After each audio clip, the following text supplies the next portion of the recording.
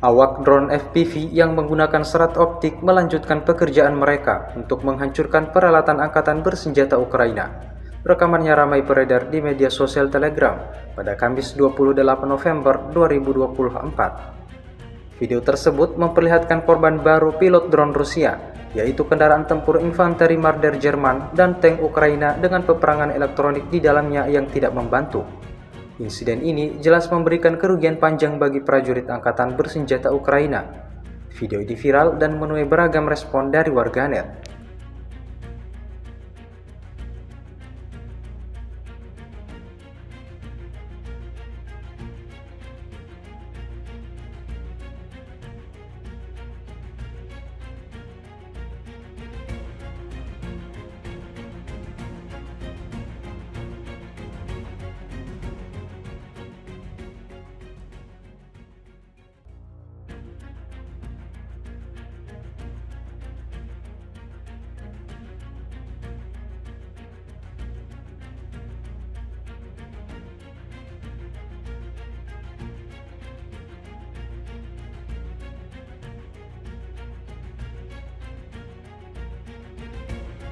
Download Tribun X sekarang, menghadirkan lokal menjadi Indonesia.